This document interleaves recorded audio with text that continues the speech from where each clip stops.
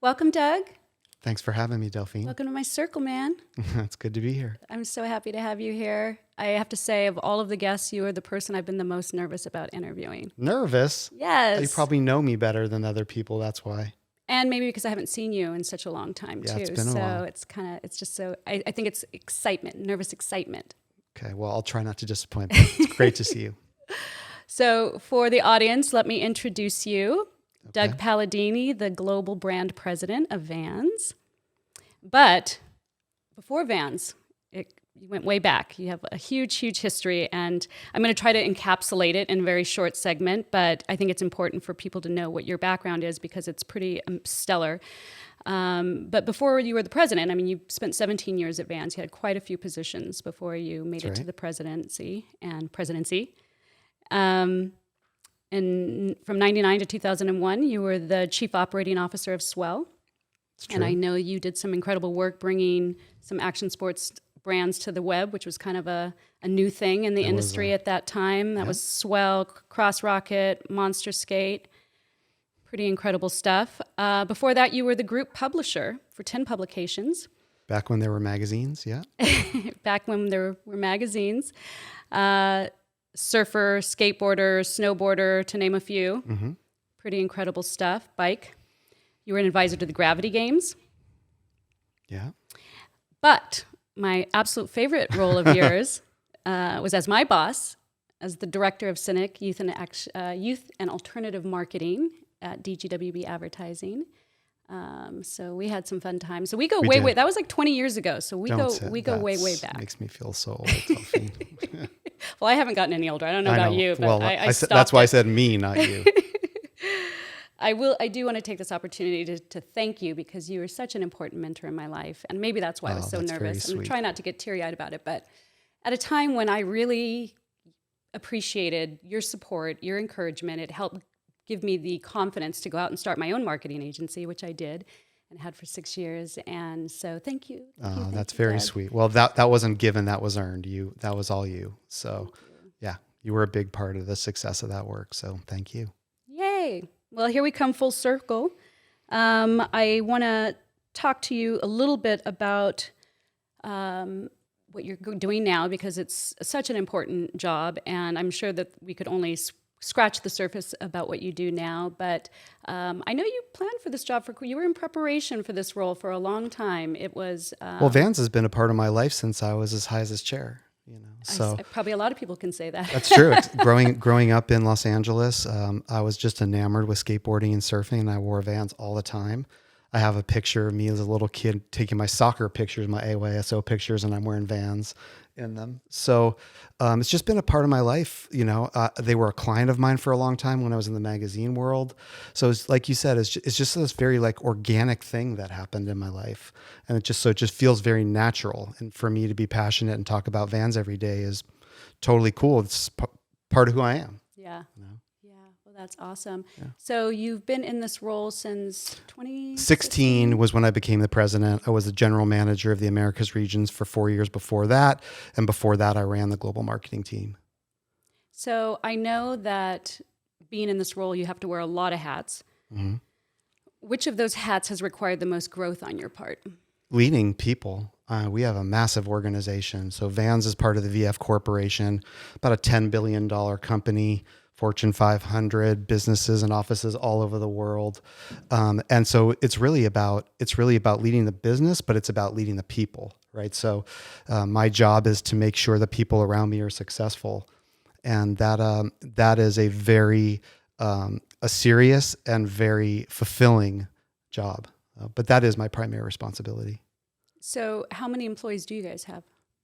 Tens of thousands if you think about all the people who work on Vans.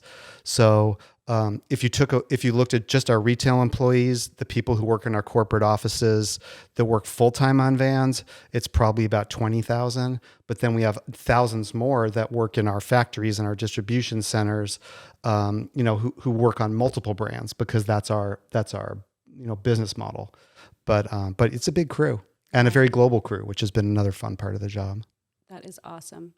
So in 2004, when you joined the Vans team, which is famously known as a family-owned business, started by a local Orange County family, but it got bought by VF Corp the year that you joined the team. So the day I joined the team. I mean, I got my job offer the day that VF announced they were buying Vans. Wow. And I turned the job down because I had been through some really ugly mergers previously. Did not go well, weren't good for the people I was responsible for. And so I had this baggage, that came along with that kind of action. And so I declined the job, and the people in HR at Vans said, whoa, hang on a second. We're going to see if we can make this work. Let us think about it. And so 3 days later, the president, the CEO of VF called me and said, okay, Doug, I understand you have some concerns. What are they? Okay, those all make sense. I'll tell you what, none of those things are going to come true. I'll sign a piece of paper that says none of those things are going to happen. Will you take the job? I said, wow, you really would do that? And he said, yeah, I really will. And so sure enough, this is how long ago it was, Delphine. I got a fax with all those things I was worried about happening, with him saying none of these things are going to happen. And he signed his name, and I'm like, okay, I'll take the job. Wow. And none of those things happened. And to this day, he's one of my mentors now. And to this day, he sort of holds it over my head. Like, I saved your career. You would have been, that was the stupidest thing you've ever done, man. I'm so glad you listened to me. So yeah, same day. Wow. Well, it wasn't a stupid thing because you still took the job, but yeah, it worked out. Well, it's funny because I remember the day that you took me to lunch to tell me that you were going to be leaving to go to Vans. You were not happy with me. I knew it was coming, though. I guessed it. I knew it was coming. But it's funny because now that I get to hear the backstory, like, who knew all that was going on? It was. And well, you obviously made the right decision, and you were an incredible addition to the team, and Vans has just blown up.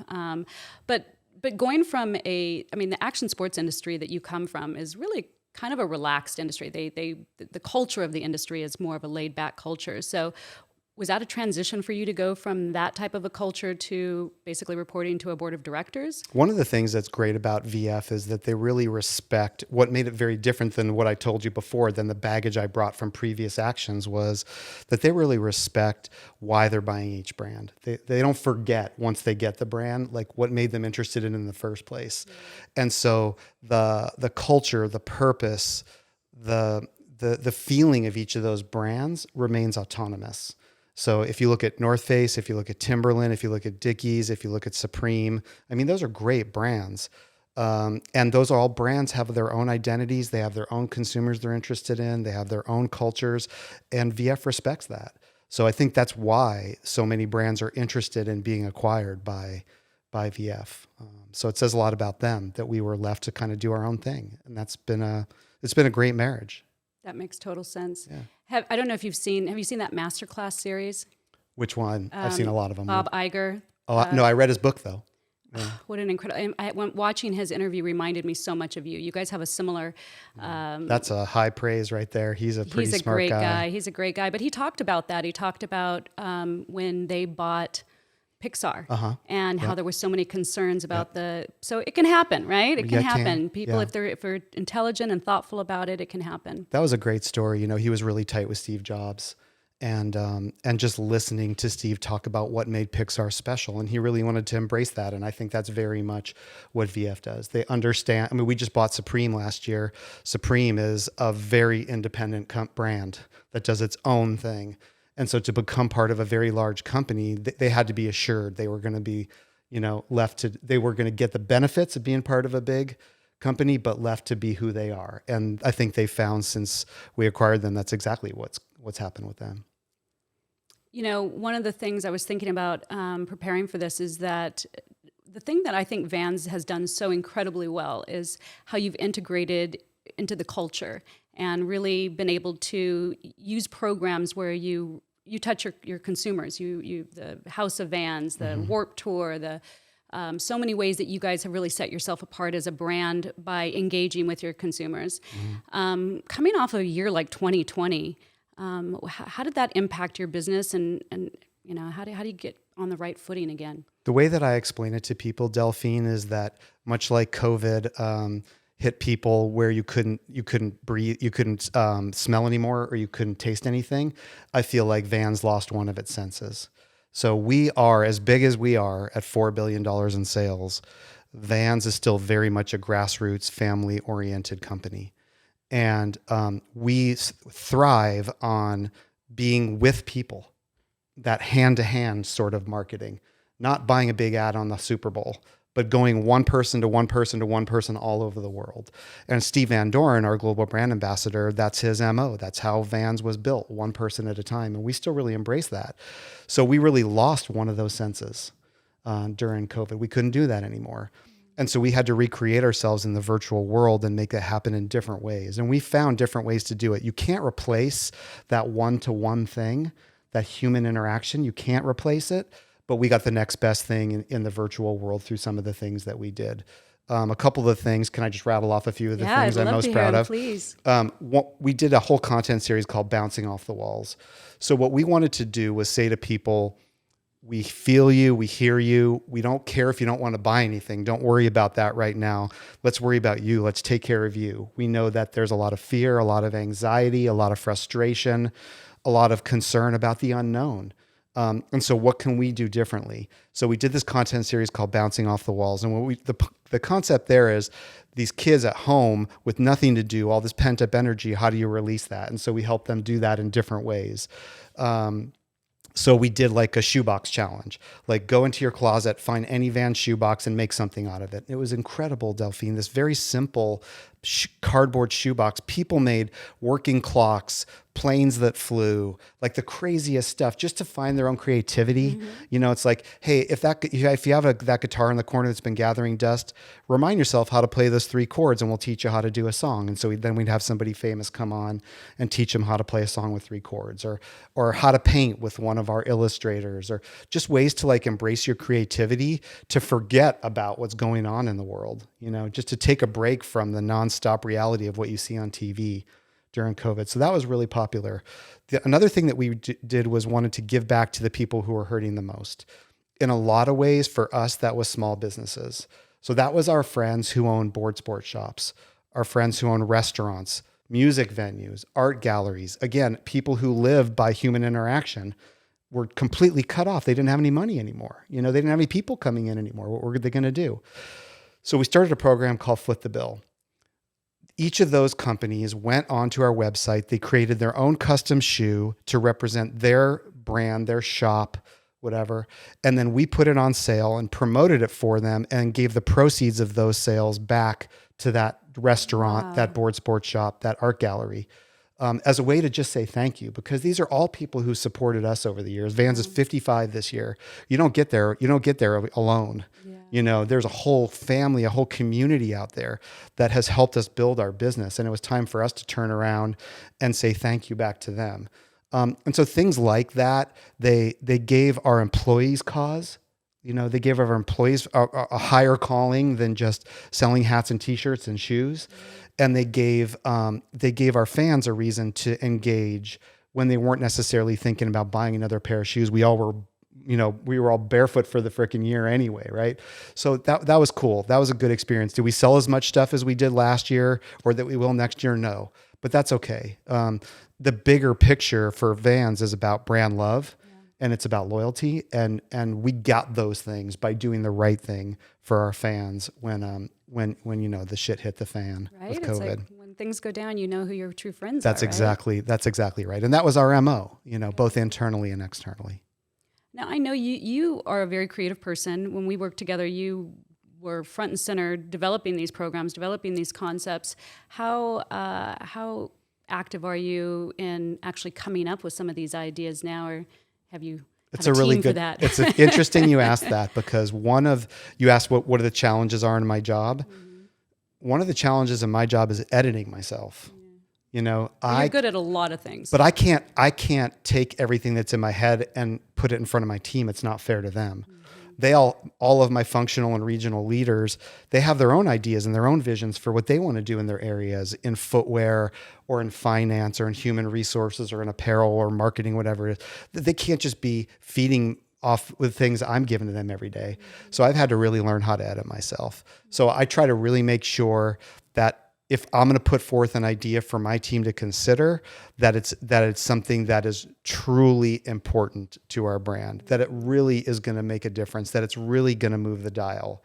House of Vans, was my baby. And I had to really think about it and make sure it was the right thing to do before I was going to put people on it, because what happens when you get into this seat is you don't realize right away that how people are reacting to what you say. Mm-hmm. They're reacting to the look on your face. They're reacting to the way that you're presenting yourselves. They're trying to read you to understand what you're thinking.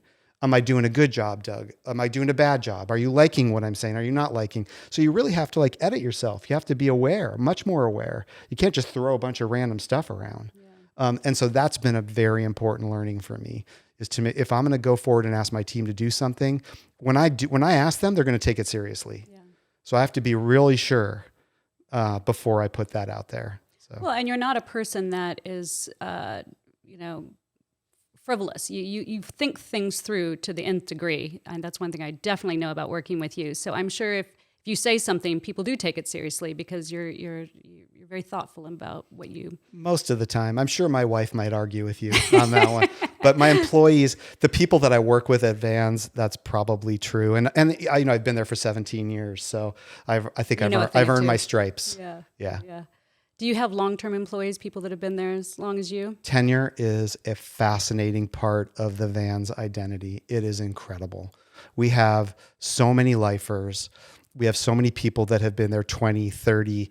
I've been giving out 35-year service awards lately, and it is phenomenal. It's phenomenal. It's such a humbling experience when young, talented people entrust you with their career. And they say, I want to build my life, my work life around what happens at Vans. I mean, we take that very seriously. Absolutely. That's a pretty big commitment for a young person to make. And so we try to treat that with the respect that it deserves. And usually, it's not infallible, but usually that results in some pretty impressive tenure. We just had a new chief marketing officer start last week, and we all went around as the executive team and talked about what we did and how long we'd been there. And by the end, she was like, wow, okay, I'll come back in a decade when my rookie time is done after my first 10 years. Yeah. But we have a lot of, the tenure at Vans is pretty damn impressive. And another part of that comes from the family that you mentioned, the Van Doren family, because that is an entire family that's dedicated its life to this brand. Starting with Paul, the co-founder, on down to his kids, who are important executives on our team now, and they've literally put their entire life into this brand. So there's this sense that you have to shepherd the brand and take care of it, and you're a caretaker for it. And I think that sort of that sense of pride that builds into you is part of what keeps people around. Yeah. Well, because you guys have been around so long, and everybody, I mean, Sarah has a story. I have a story. You have a story of having Vans in as a child. So how do you market yourself when everybody thinks they're a Vans customer? I mean, it must be difficult to pick a sweet spot. Yeah, it's interesting. It's been a part of our success, Delphine, to be honest, that we have not tried to be all things to all people. What I tell people is that ubiquity is not our objective. What we're trying to do is honor our purpose. And Vans' purpose is to enable creative self-expression. And we do that through what we call 4 cultural pillars: art, music, action sports, and street culture. And so we use those as our filters. What ties all those 4 filters together is creative self-expression, right? When you're an artist, when you're making music, when you're on your skateboard, when you're surfing a wave, those are all forms of expressing yourself. And what we say is, if you're passionate about any of those things, if any of those things inspire you, if you care about expressing who you are as a human being, then we welcome you into our family. But we also, at the same time, understand very clearly that that our brand may not be for you, and we like having an edge. So we're open to anybody, but we are not for everybody. And I think there's a very important distinction there. So when we meet you for the first time, we welcome you in. We don't care who you love, what color you are, what you believe in, where you live. It doesn't matter to us. It's all good. But we also understand that at some point you might say that, well, Vans is not a brand for me. I really care about basketball. I can't wear Vans to play basketball. So maybe after basketball, I might wear a pair here and there, but I'm way more into a brand that focuses on performance in basketball. That's cool. We're not trying to be all things to all people.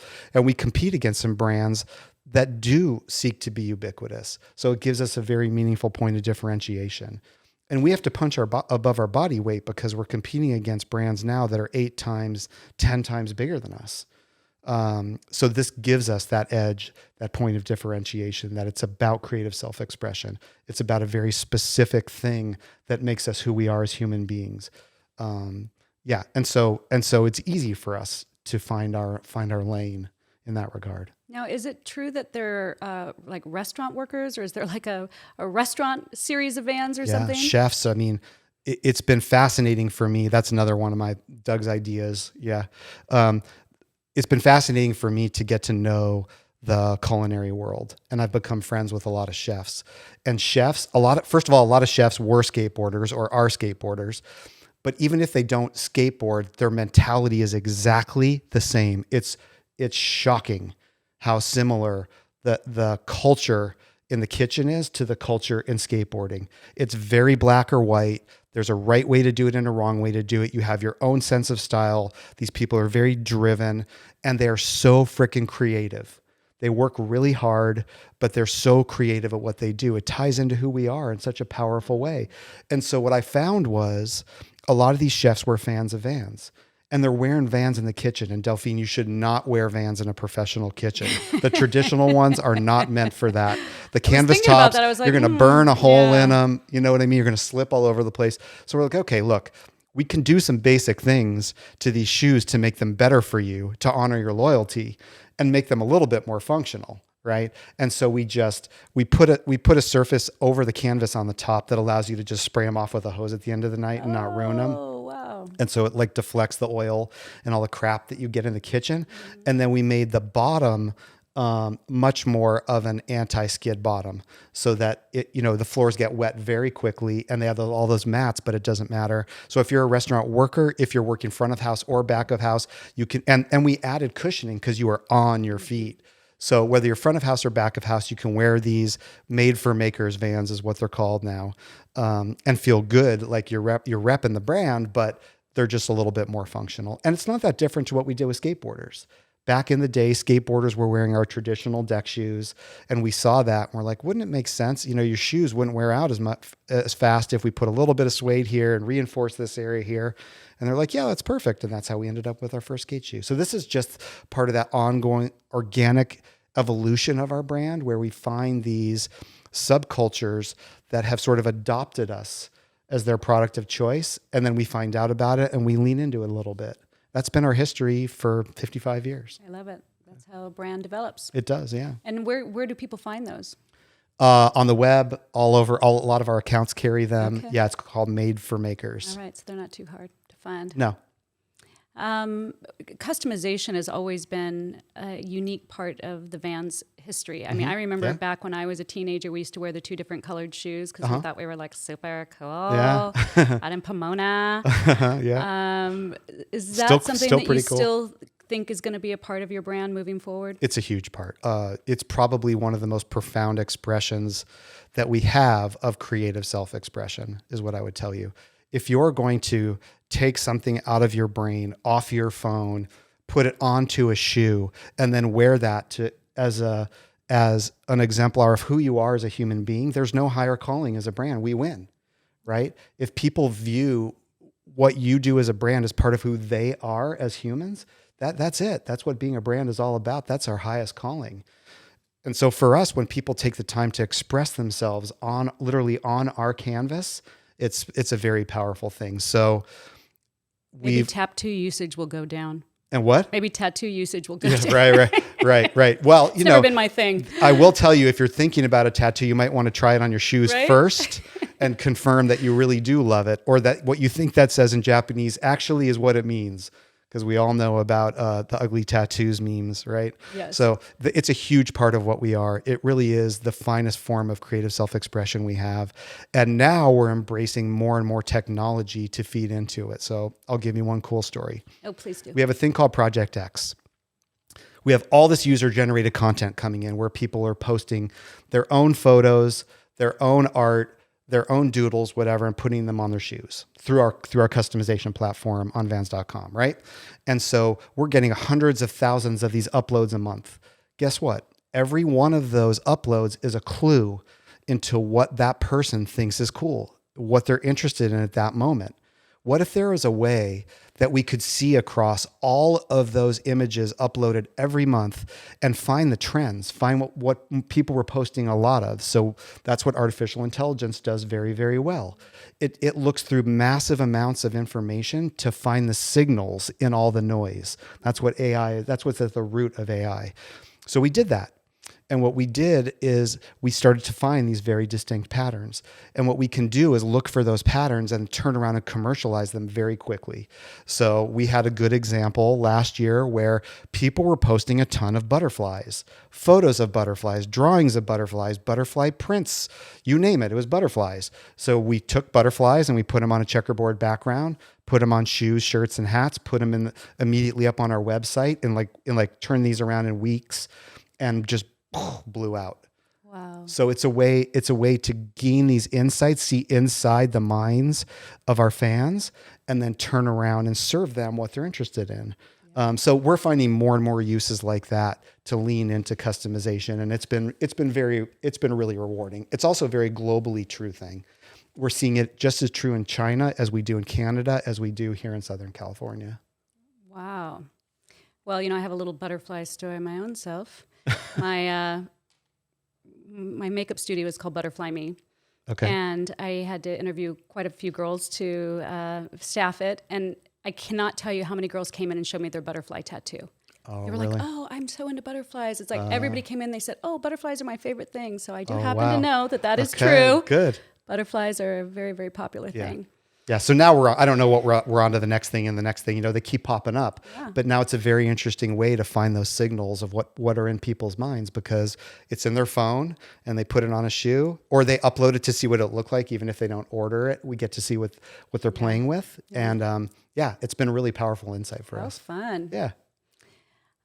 So a lot of the conversation over the past year has really focused on diversity and equality, and oftentimes the lack thereof. What have you seen in the action sports industry, and do you think that is an issue? Of course, it's an issue. It's I think you got your head really far down in the sand if you don't think it's an issue in this country and in countries around the world, for sure. And for Vans, it's been a fascinating catharsis in the past year. I'd say what really got us off our asses, Delphine, was when George Floyd was murdered.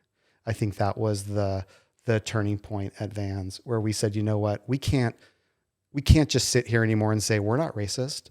We had to decide what it meant for Vans to be anti-racist. And for us to be anti-racist means that we're taking actions that we believe will lead to the end of systemic slavery, of systemic racism, of the way that our BIPOC families have been treated for as long as we've had this country, since before it was a country. You have to define that, because you said it to me and now I understand what it means, yes. But my son had to tell me. BIPOC is Black, Indigenous people and people of color. That's the acronym for the overriding group. Then you can break it down inside of Black. You have African American, you have Caribbean American. So you can go. There's all kinds of things in Latinx culture as well. So you can get very specific identifiers below that, just like you can in the LGBTQ. Then you can keep going and going and break it down even further. But it's important to recognize that these have been ignored, underserved, or straight out put down people for a long time. What Vans did was, which I'm not saying is perfect because we still make mistakes every single day, but our journey has been to first look inside, which I think everybody should do. You look inside yourself or you look inside your company and you say, where have we failed? And what we realized, Delphine, is that while we have a very diverse employee base in our retail stores and in the entry level part of our Vans corporate offices, the higher you get, the less diverse we are. And I think that's fairly true across corporate America. To when you get to our executive team, which is pretty damn white. And so what we said the best thing to do would be to acknowledge that we're not where we need to be, and then to set very transparent objectives for where we want to be and how quickly we intend to get there. So we have places on the web, we have places on social where we've put out specific numbers that say, here's where we are, here's where we want to be, and here's how we plan to get there. So I think you have to just be open and transparent and honest about where you've been. The second thing you have to do is listen. We created enterprise and employee resource groups that allow those cohorts around the gay community, around the pride community, around the BIPOC community, we have a women's employee resource group now. And a new chief marketing officer that's a woman. That's a woman, yeah, exactly. To create their own voices and to represent the voices of our employees. And then for us as the executives, we have to listen. So we've had numerous listening sessions where we don't talk. The people, the employees who identify as part of those groups talk, and we listen and we learn and we try to gain a better understanding. We bring in outside experts to help us learn what we can do, outside voices that can inspire us, that matter. And then we have a responsibility to invest that way as well. So the athletes that we use, the models that we use, the people behind the camera, the photographers and the lighting people, they all need to be much more diverse than they've been in the past. And we need to be more aware that we're supporting those diverse people in all aspects of what we do. Every vendor we work with, there should be an expectation of diversity in order to work with our brand. And so that way we can sort of begin to unwind and take action. It's perhaps hit nowhere harder for me, Delphine, than in looking at our community. Vans has been based in Orange County since it started in Anaheim in 1966. And this county does not have a stellar history of being diverse. And that's a shame. It shouldn't be that way. It's been the home to so many amazing brands that I care so much about, including Vans. And I realize we have a lot of work to do. So what I have started speaking to a lot of other CEOs who have their businesses based in Orange County as well, to see where we can find commonality to work together to amplify the opportunity to fix what we have happening here. I've sought out political voices where I can. Again, there's a lot of them that don't want to have that conversation, but with the ones that do, how can we get more involved in the conversation? How can we be a part of the solution in our own community here in Orange County? Ultimately, if we can't attract the best talent in the world to want to live and raise their families and create their careers here, our economy will fail. And so I think that's a very real thing that we have to deal with as leaders of the brands that are based here as well. Not to mention, back to the listening part around our employees are telling us this is what you have to do. And then finally, Delphine, our fans are demanding it. Our fans, their expectations of brands has changed. 10 years ago, they didn't necessarily think that brands had a role in social justice, in environmental sustainability. There was more of a distrust that brands had a meaningful role, but now I think brands have to be a part of these things. Absolutely. Brands are expected to be environmentally sustainable. Brands are expected, like ours, to be socially responsible. And our fans expect us to march alongside them now. They want us in our most authentic, sincere, and meaningful way to be there with them. And they want daily proof that we are committed to those things. It's not just a poster you put up in your lunchroom. It's a real thing. That's where the action part comes in. That sort of daily recommitment to do the right things and being transparent about it. And so our internal cohort of our employees, our external cohort, of our fans, and then the community around us are all really important stakeholders, and holding us accountable to becoming truly diverse and inclusive as much as we possibly can. I'm so proud of you guys. Congratulations. Well, That's awesome. you know, You're making me so happy right now just hearing all of this. Thank you, but there's certainly no mission accomplished banners being hung right now. But to your point, it's, So, you have to start somewhere, right? Yeah. And it's important. And what we are seeing is that before we always used to look to politicians for leadership, and now we're understanding that that's not where we're finding our leadership. It really is the corporations that are driving the new directions and the new policies and the new. So I'm so excited to hear that you guys are taking this seriously, and we are. I expected no other. We are, and we're also very fortunate to be run by a parent company that believes those same things and really supports us in developing those voices and in putting resources against all of those initiatives. They really support that. They're not like, why are you spending money on this?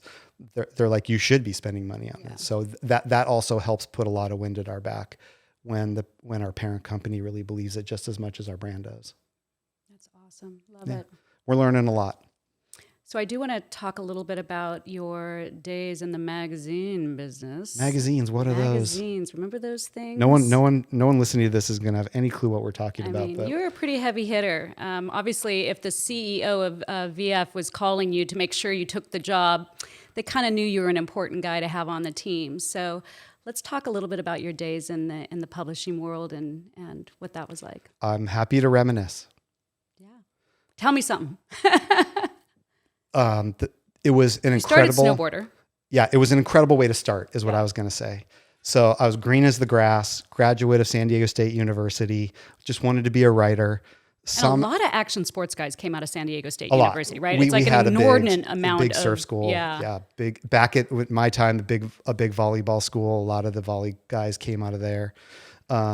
So it's a great place to start back then, because what it does is it puts you at the center of the industry. Okay.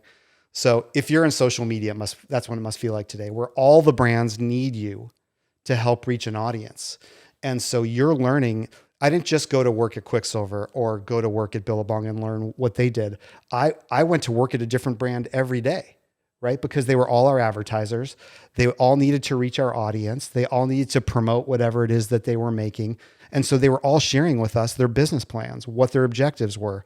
Man, what a great way to learn the business. So I learned the entire industry. I learned the surf industry. I learned the snowboard industry. I learned the skateboard industry, because the leaders of these companies were sharing with us what they expected us to do, what our role was in partnership with them to help make them successful. Man, so if you can think in this day and age, if you're coming out of school, I tell kids this all the time when I do guest lecturing in classrooms, is put yourself in the center at first. Do a social media thing, do something where you can deal with a lot of companies. You're going to get so much insight, because they have to share with you what their plan is, right? In order for you to help them. And that it was incredible.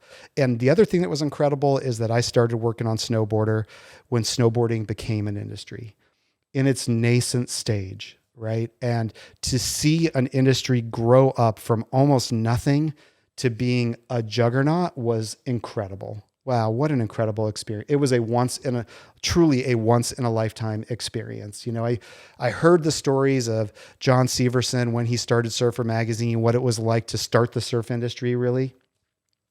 And I always imagined what that was like. But when I got into snowboarding, I realized, oh my God, this is the experience that I'm having right now. I'm in the middle of this thing becoming a thing. The first trade show that we went to was the Snow Sports Industries of America show in Las Vegas. And it was a big ski show, right? And then there was the little like deviant snowboarder group in the corner here with their little 10 by 10 tents. And I loved it. I was like, okay, this is cool, because we're anti. And pretty soon all the ski guys were like, what's going on with the cool guys? You know, and before you knew it, we owned most of the show. And just to see that takeover was, you know, we were only allowed on a few mountains, and then we were allowed on every mountain, and we were the majority of the people on the mountain. So it was that kind of evolution that was just so much fun to be a part of. And thank God it was growing up while I was growing up, because you did so many dumb things, made so many dumb mistakes, but nobody cared. We were all like that. We were all just learning as we went. Yeah. Right. The industry was just trying to figure out how to be an industry. So it was perfect for me because, like I said, I started with not knowing what the hell was going on. So it was a fascinating experience. But I love the magazines. I love the visceral feel of all your work coming back to you, tearing open the box and holding this tangible thing in your hand. And I could say, look, Delphine, I just did this. I made this. In the virtual world that we all live in now, it's a lot more fleeting, right? You could spend all day thinking about the TikTok you're going to put up, but then the next day it's old news and you have to move on to something else. This was a little bit more long lasting and tangible. It was the way you found out what was going on in these subcultures. Print media? Oh, I freaking love it. I mean, it's just in my blood. I still read the New York Times newspaper cover to cover every weekend. I still subscribe to a lot of magazines.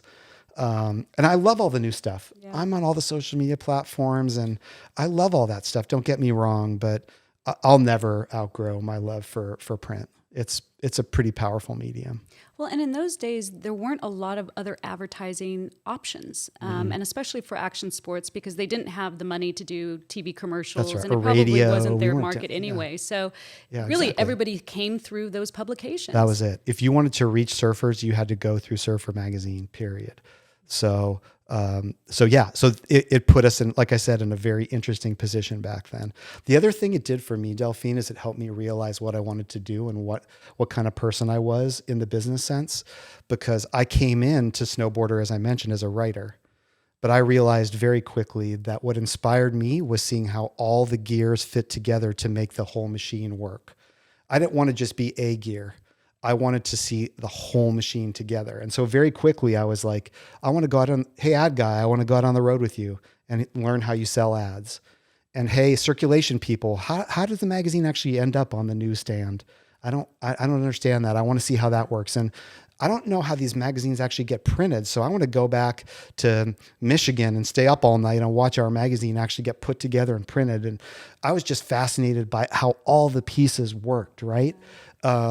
And I realized, okay, that's a good insight for me as I mature. The things I care about, I don't want to get siloed. I want to be able to do a lot of things. And I want to find all the interesting things in the world that I can put together in random ways to make something new. You know, I want to see the big picture of what's happening and then find these kind of novel associations, right? So I may be in the apparel and footwear sector, but I want to know what the entertainment sector can teach me. And I want to know what the CPG sector can teach me, or the fast casual restaurant sector. We can learn interesting things from all of them and then pull them into our world. And so the magazine world taught me that. And that's how I ended up being the publisher. I still like to write. I still do to this day, but I didn't want to just be that one thing. I was more of that like broader, more of like, I guess what you call like a seeker. Like I'm always, I think before we started the interview today, I was telling you, I still enjoy just seeing what's new, what's next, what's going on over here. That still fuels me today. Yeah. That's the thing I really loved working at Scenic, because advertising, it's very broken up. You're either in account services, you're in production, you're in media, right. You're in, and don't try to make the mistake of doing something in a department that's not your department. I had my hand slapped quite a few times about that. I hate that phrase, stay in your lane. Stay in your lane. That just drives me bananas. I'm like, I will never stay in my lane. But we got to do everything. We went from pitching the clients, oh creating the concepts, execution. We were the people out there we were buying passing ice and putting in buckets in the morning. You kidding me? But that's one of the reasons why I like Vans so much, is because that's Steve Van Doren, right? That is the Van Doren spirit, where it doesn't matter what your title is. You're out there in the morning at the US Open doing whatever you can to help. You're stacking t-shirts or you're refolding pants or whatever, just to help. Yeah. And I still like that kind of like, roll up your sleeves, get a little dirt under your fingernails. I like that stuff. Yeah. Remember when we worked on the Dust to Glory movie? Yeah. That was cool. I liked working on the movies. We had fun doing those. That was really fun. And then, I think you had already left for Vans, whatever.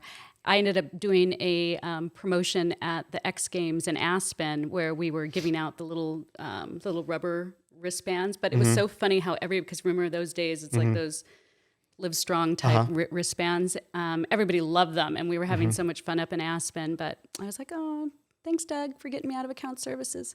Yes, exactly. Much more fun. Yeah. Sitting in the office in Santa Ana every day, and then you're on the mountain in Aspen. So It was awesome. being out there, being with the people, I still think that's the best marketing in the world. Yeah. So we do a little thing on Delphine Circle called the Big Questions. Diving deep. I thought we've already been through a bunch of big questions. Oh, no, those were easy ones. Those were easy ones. No, these are easy ones too. Give me an idea what your daily routine is about. My daily routine. All right. I happen to know that you are very systematic in your mornings. I get up early. For me, it's early for me. I get up at 6. I get a coffee. I turn on my computer to see what's new in the world. And again, I guess it's back to that seeker thing I was talking about. I just go down rabbit holes. I let that take me wherever. You're a voracious reader. You consume a lot of media. I'm just interested in so many things is what I would say. My wife would tell you that I just know a little bit about a lot of things. But I just love going down those rabbit holes, and learning is so important to me. Like that concept of being a lifelong student, I thoroughly embrace that. That is part of who I am. And I love that. And so I just enjoy learning new things. And like I said, I like learning about those novel associations, because I'm thinking in the back of my mind, how can I apply that to what I do? How can I apply that to what I want to accomplish in life? So I'll read about a racial justice thing that a makeup company did. And I'll say, oh, that's really interesting. I wonder if there's a van spin that we could do in that. And then I'll ask some of the people on my team, what do you think about this? Could you see a way this would work for us? And they'll say, we could do that. Or they'll say, shut up, Doug, go back to your regular job. Leave us alone. We have Stay in your lane. We have a full day. Exactly. So, and from there, honestly, it becomes much more what I've signed up to do, and I lose control. So like I'd say the 6 to 8 a.m. is sort of my magic time. I'm at full speed. I like strong coffee. My brain's going full power. And then from there it's not mine anymore. It's other people's. So you've been working from home though in the past year, huh? Our office has been technically closed since March 11th of 2020. So, it's been a while. So are you guys back yet? We're going through an interesting process where at this point it is a volunteer thing. So you can come in if you want. So if there's too many kids and dogs and noise and gardeners or whatever, you can just come into the office. And we welcome you there. And we have protocols. You have to take your temperature every day. You have to wear a mask in the office, all social distancing, all that stuff. But you can come in. So I've been doing that. Okay. I've been doing that here and there. So do you have an exercise routine? Yeah, I believe in exercise. It is so important for my brain. Of course, there's the things it does for your body. That there's the cardio part, and there's the I don't want to look like Jabba the Hutt part, and so there's all of those all things. Day and I'm doing Zoom meetings part. That's right. You get like my ass like literally falling asleep right from too many Zoom meetings. But I just it does so many good things for my mental well-being that I have found it's imperative. And my favorite thing is to mix it up. I try to never do the same thing 2 days in a row if I can help it. So I'll paddle in Newport Harbor one day, then I'll spin the next day, then I'll do weights the next day, then I'll do HIIT training the next day. So I really, really try to mix it up. I think that's fun. And the amount of resource around workouts from home has been so cool. So our whole family's gotten into that. Like, here's all the things you can do just with the weight of your own body. And here's all these people on YouTube who are doing this incredible stuff that you used to have to pay $500 a month to get from a trainer. So that has been really cool. Yeah. So all of you out there who have been willing to put some of yourself out there for other people's benefit, I really appreciate you, because I've certainly benefited from that this year. How many sports do you keep up with these days? Are you doing much sports? I mean, I love golf. When would you have time? I don't know. I love golf. I've played 2 complete rounds in 2021. I love snowboarding. I got to go 4 times this year. To me, that was a home run, getting to go 4 times. Normal, back in the day, I was riding 100+ days a year every winter. But now, do you have a favorite? Now, snowboard spot? Mammoth. Mammoth is my favorite. close. Mammoth is my favorite because that's home base. You know, if you want a big mountain and you live in Southern California, that's where you go.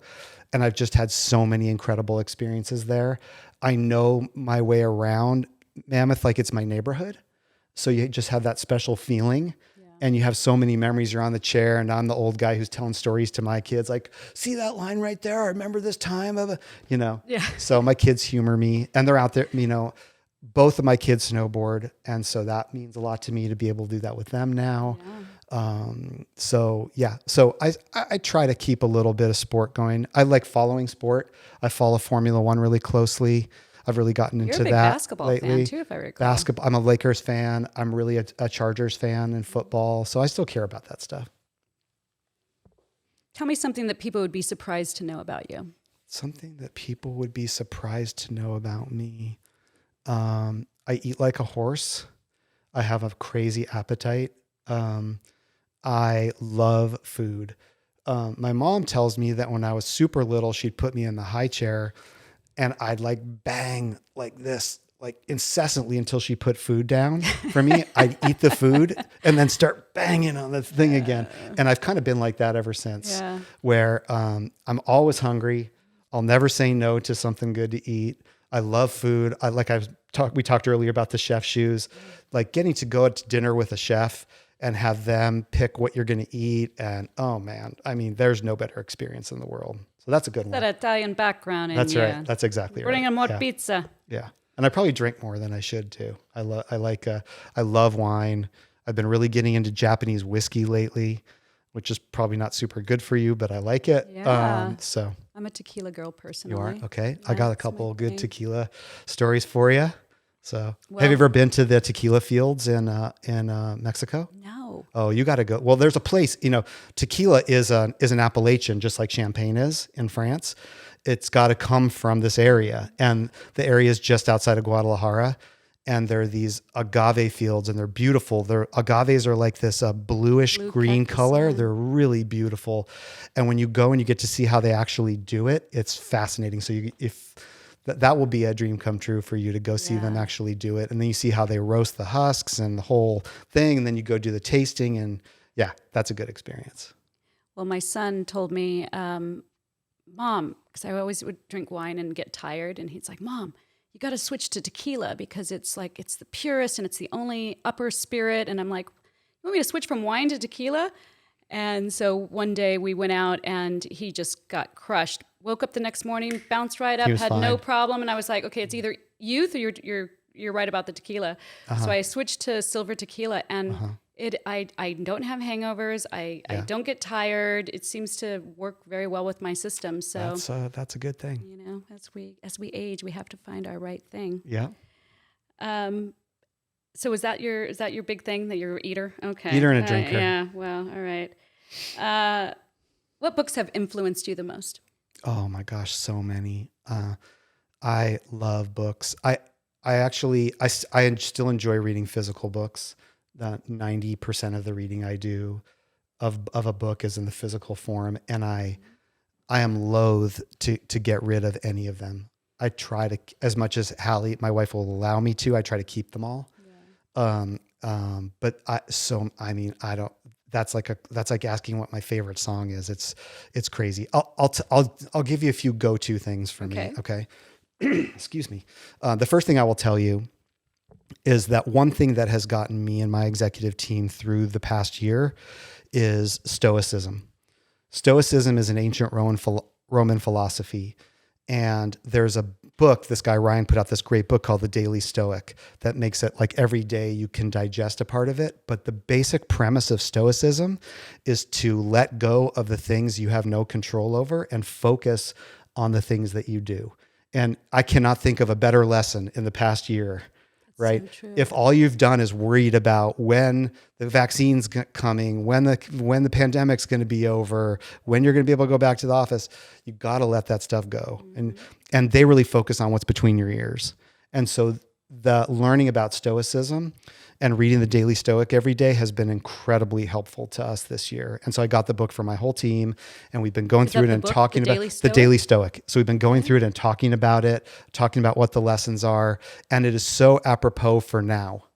I love that. I'm rushing right out. Okay. So the Stoicism for sure is a big one. How old is that? Well, Stoicism is it's from the Roman era. I mean, the book. Yeah. Oh, it's old. It's 10 years old. He's been around for a while. He keeps writing books, and he does podcasts. And yeah, you look up Ryan. I think his last name is Holiday. And the Daily Stoic. That's a really good one. In terms of who Vans is as a brand, my go-to book is called Creativity Inc. And Creativity Inc.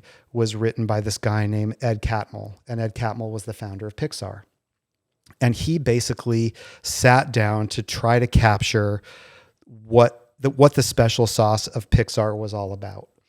And that's what Creativity Inc. is. And it ends up describing exactly what we have tried to build at Vans.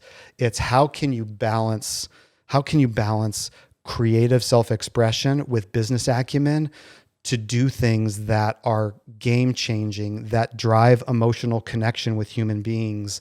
That's exactly what we try to do. And he does it in such an eloquent and profound way. If you have to read one business book, if you care about the power of creative thinking to build your business, Creativity Inc. It's been the best one I've read. Wow. For sure. And then I like to read about people. I read a lot of biographies. I read a lot of autobiographies. And so we just put out, we just got to work on putting out, we didn't put out, but we got to work on putting out Paul Van Doren, our founder, his life story. It's called Authentic. And it is such an amazing read. And his lessons, he's an old school business guy. He's a kid who took what he could from like the first, 7 grades of school, and then said, screw it, I'm going to go to the track. And he loved horses, and he just started going to the track and gambling. And his mom said, all right, listen, I can't make you go to school, but if you're not going to go to school, then you're going to work. He's like, all right, fine. I can make money doing that. And so she got him a job in the shoe factory, and hence the legend was born. And it's a great story. And Paul's an amazing guy. He's in his 90s now, but his story is so powerful. If you get a chance to read it, I highly recommend it. Well, and you authored one of the Vans books, Off the Wall. Yeah, there's a real common thing that all Vans employees around the world have, an experience that we have.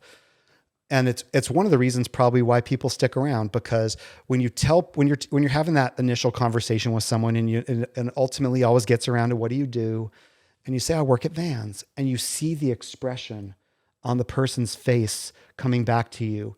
It's happiness. It's a good memory that you've just conjured up. It's not like, oh, I'm a dentist. Oh, I hate going to the dentist. Or I sell insurance. Oh man, that's don't want to sit next to you on the plane. Yeah. It's I work at Vans, and everybody's got a story. 99 out of 100 people will give you that response, and then they will tell you a story about something that happened to them at Vans. I saw the best concert of my life in Vans. The first time I got laid, I was wearing Vans. Whatever it was, It's these cool stories that like make us who we are. And so that sort of truth about Vans, I thought about that a lot. I was always thinking about that. And I decided, we just got to tell some of the stories of this brand, right? Because everyone has a story. And so I went out to some of my favorite stories that I've heard, and asked those people to tell their story of Vans. And that's what our book is. It's Stories of Soul, and it's been around for 10 years now. And I love it because like Delphine will get a kick out of this. I went into a model home last week. My wife and I were looking for some new ideas for our beach house, and we went into a model home, and there was my book was on one of the coffee tables. Did you sign it for him? No, but it's just cool to see. It's like, hey, or I'll walk into a bookstore, and I'll see the spine. I know what the spine looks like, and I'll be like, oh, they still have a copy here, and that's just a nice feeling that I've been part of the storytelling, this 55-year legacy of this brand. I've been able to be part of those stories. I love it. So, Doug, what do you think is the purpose of life? Why are we here? Oh, can we start over? Can we start the interview over? Yeah. I guess I would tell you, I'll answer the question in a roundabout way, if you don't mind. I believe the first stage of your life ends up being the me stage. It's really about what I want to do, what I want to be when I grow up, what I want to do, what I want to accomplish, what my dreams are, what my vision is. And then you realize you moved into the we stage. And the we stage is where you realize, oh, it takes collaboration with other people to be fulfilled. That could be a very personal thing with your significant other, or that could be the people that you work with, but you can't just do it by yourself. The most successful people in the world have realized that. And then you cross over into the you stage. And that's where you realize it's more about giving back. It's about taking care of your children and making sure that they're happy and they're successful. It's about taking care of your employees and making sure that they're happy and that they're successful. And so for me, the meaning has been going through these phases and having these realizations along the way of what each of those phases is about and how to get the most out of each of them. And I've really enjoyed that journey is what I would tell you. So to me, it's the meaning of that evolution and that progression. And honestly, for me now, being in the you phase, I really like it. I'm ready for it. I don't feel like I have to be selfish anymore. It doesn't have to be, what are you going to do to make me successful? It's what can I do to make you successful? And I found more fulfillment than I've ever had in my life in that I'm doing more like guest lecturing in classes and mentoring young people and just working with the Vans family of employees that we have all over the place. And that is just spectacular. That just gives to me in ways I didn't even understand were possible. Now seeing my children graduate from college and get lives of their own and being able to be a part of those. And so I'm finding much more joy in the other people around me. So I don't know if that's a specific answer to the meaning of life. I'll take it. But that's where I find the meaning. Well, and also in taking care of your parents. That's what I've been going through this past year, and I see a lot of my friends are going through. It's like the circle comes full circle, right? Does. It's like then you get to take care of your parents at the end, which is, it's a blessing to be able to do it. That's for sure. Yeah, absolutely. What do you feel is the biggest issue facing our country today? Or it could be the world. You're a global president, so be as big as you want.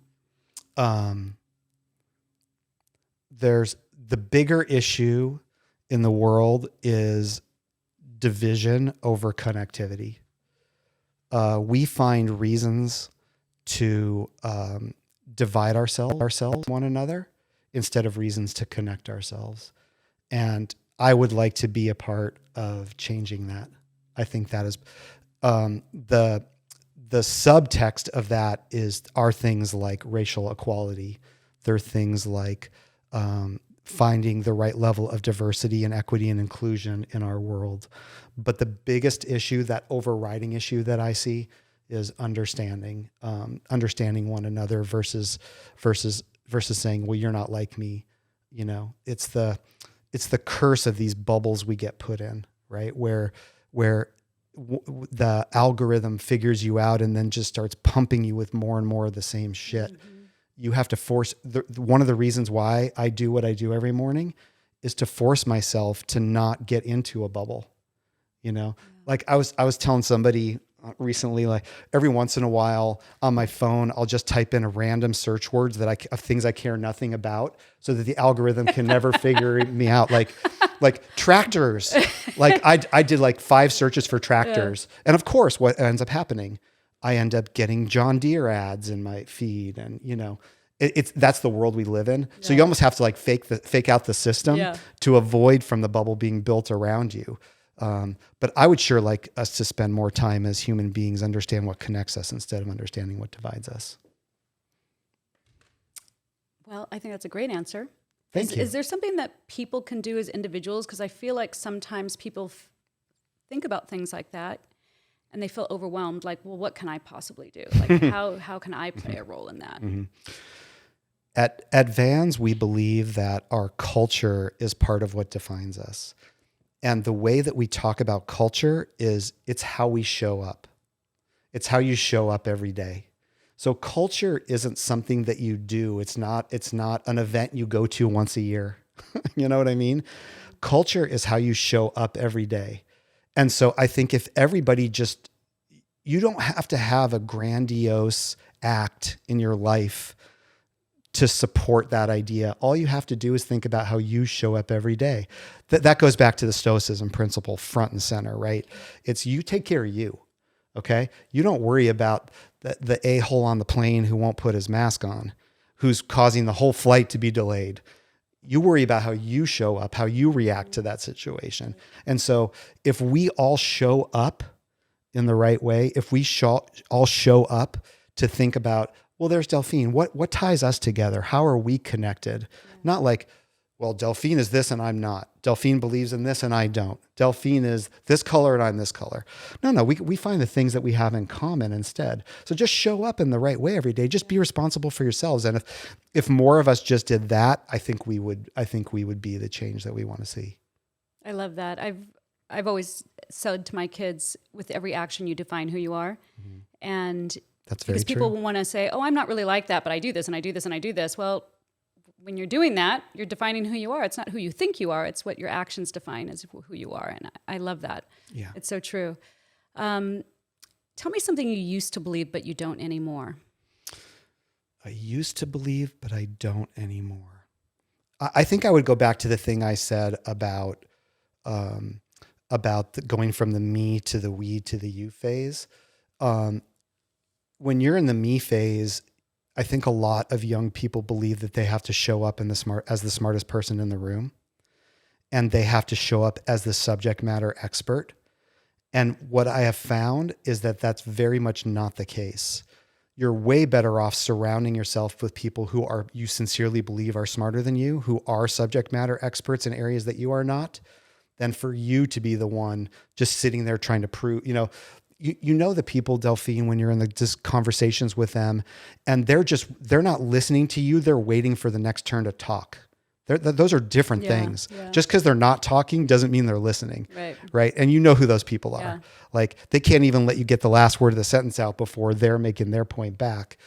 And so I have learned that I don't have to be that person. The person to be instead is the person who doesn't have to be the smartest person in the room, is willing to listen, actively listen to what other people in the room are trying to say, appreciate what they are bringing, what he or she is bringing to the conversation, and try to gain something from that. I think that's that's part of moving from the me to the you that I talked about earlier. I think that's been a really good insight for me over the years. And then if you do that, you walk away having learned a lot more and taking a lot more out of the situation than when you walked into it. I am smarter. Yeah. I end up being much smarter because of all the insight, all the knowledge, all the experience that these other people have brought in. And you learn to respect that. And again, back to the fulfillment thing, you get so much more out of what you're doing at that moment when you're that way. Yeah. That's been a good learning for me. And it's something I try to be very conscious of anytime I'm in a group dynamic at all. You're a very humble person, Doug. I will say that about you. You always have led with humility, and now I get to understand why. It's a lifelong pursuit for sure. You catch yourself all the time wanting to be, narcissistic, egomaniacal, whatever, and we all fall prey to it. And I certainly do as well at times. But I believe that humility is a cornerstone of strong leadership. I really do. And I have worked for people in the past who made it very clear that my job was to help make them successful. And the way that I was going to get ahead is if they got ahead. And I can't sign up for that bullshit. Mm-hmm. Sorry. Can't respect it. Mm-mm. Tell me a goal that you've yet to reach. Oh my gosh, a goal that I've yet to reach. I mean, for a long time, I heard that writing a book was important to you. Yeah. I mean, I have all these things that I want to do when I don't have to have a regular job anymore, for sure, like your bucket list kind of stuff. But I will tell you that I focus much more now at this stage in my life about being so grateful for everything that I've had and that I have. The experiences that I've had in my life, Delphine, it's freaking incredible. All the places I've got to see. There's this app that you can get for your phone that allows you to track every country that you've been to. And you get to see a visual flat map of the world with all the places that you've been.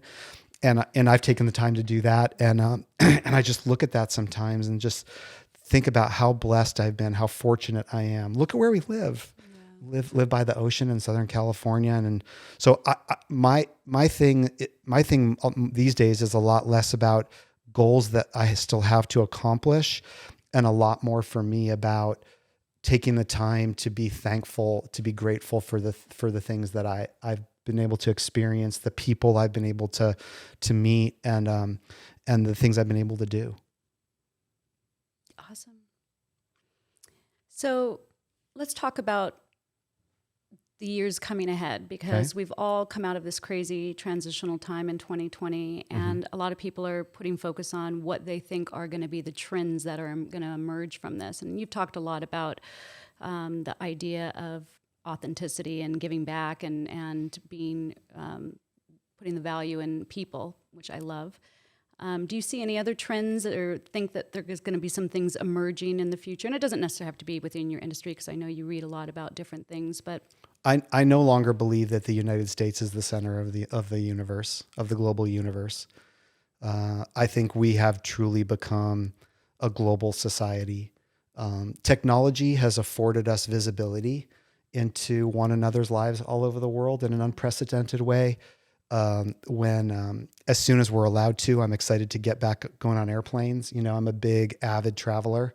I really believe you have to do your job empirically by being out there, seeing it for yourself. You can't just read about it. Yeah. And, emptying your inbox is not success. You have to actually go live it. And so I travel a lot, before COVID. I'm looking forward to getting back to that, because we are a very global world now. And I also think that will help create better connections. Like I talked about, finding more of the things that tie us together than divide us. When I go to China and I spend time with my workmates and my friends there, and visit a city I've never been to before, and understand how that city came to be and what those people are all about, I feel such a human connection. Yeah. But that's because I was actually there and I understand it on a more human level than you ever could from just reading about it or getting it from Twitter. Yeah. And so I really look forward to getting back to that. But I do think this global thinking will become much more of who we are in the future. I don't think that what happens here, literally here in our 50 states, is necessarily, the axis around which everything else orbits now.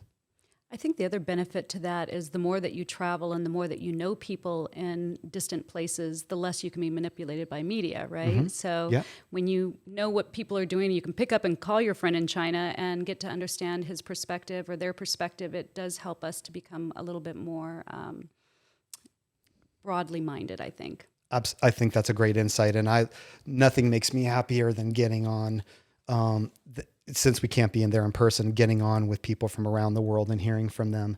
And I love to, I never go straight into business. I always spend the first few minutes, tell me what's going on in your world. What are things like in Hong Kong today? I really want to know what's going on in Sao Paulo today. What's it feel like there? What are you experiencing? So you learn those things. And that's such a fun part of what we do. So what can we expect from Doug Palladini next? What can we expect from Doug Palladini next? Well, anything coming up? Yeah, I mean, every day is a new adventure at Vans for sure. I think what I would like to be held accountable for in the year ahead is a lot of the things that we talked about. Are we living up to our responsibility to become truly diverse, equitable, and inclusive? Are we living up to our responsibility to give our children a better planet than we inherited? And I would tell you, for our generation, for Generation X, we suck. We've done a horrible job. So we have a lot of work to do before we go to try to fix things up. I agree. Am I honoring that part of going from me to you, where it becomes more about ensuring the people around me are successful than thinking about my own success? those are kind of the things I'd like to be held accountable for in the year ahead. Awesome. Thank you so much, Doug. You've been such a pleasure to have on. And Thanks so much for having me. I could talk to you for another hour, but we'll stop here. All right. Thanks, Delphine. Great to see you as always. You too.